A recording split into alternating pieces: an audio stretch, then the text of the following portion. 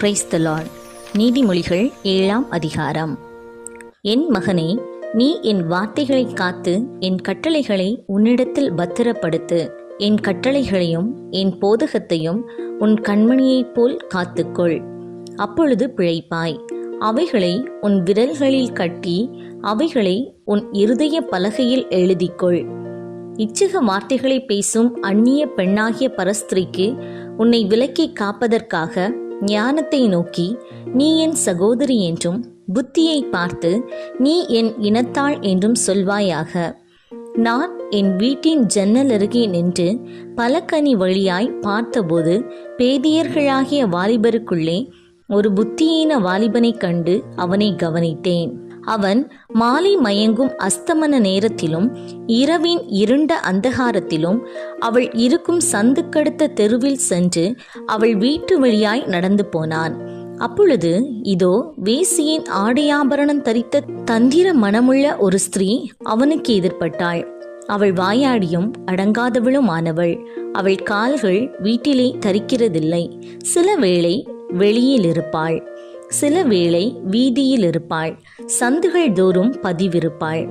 அவள் அவனை பிடித்து முத்தஞ்செய்து முகம் நாணாமல் அவனை பார்த்து, சமாதான பலிகள் என்மேல் சுமந்திருந்தது, இன்றைக்குதான் என் பொருத்தனைகளை நிறைவேற்றினேன். ஆதலால் நான் உன்னை சந்திக்க புறப்பட்டு உன் முகத்தை ஆவலோடு தேடினேன். இப்பொழுது உன்னை கண்டுபிடித்தேன். என் மஞ்சத்தை இரத்தின கம்பளங்களாலும் எகிப்து தேசத்து விசித்திரமான மெல்லிய வஸ்திரங்களாலும் சிங்காரித்தேன். என் படுக்கையை வெள்ளைப்போளத்தாலும் சந்தனத்தாலும் லவங்க பட்டையாலும் வாசனை கட்டினேன். வா, விடியற்காலம் வரைக்கும் சம்போகமாயிருப்போம், இன்பங்களினால் பூரிப்போம். புருஷன் வீட்டிலே இல்லை, தூர பிரயாணம் போனான். பணப்பையை தன் கையிலே கொண்டு போனான். குறிக்கப்பட்ட நாளிலே வீட்டுக்கு வருவான் என்று சொல்லி தன் மிகுதியான இனிய சொற்களால் அவனை வசப்படுத்தி தன் உதடுகளின் மதுர வாக்கினால் அவனை இணங்க பண்ணினாள். உடனே அவன் அவள் பின்னே சென்றான்.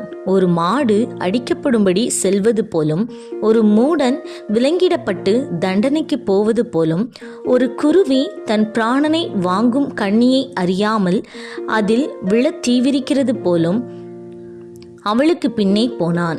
அம்பு அவன் ஈரலை பிளந்தது.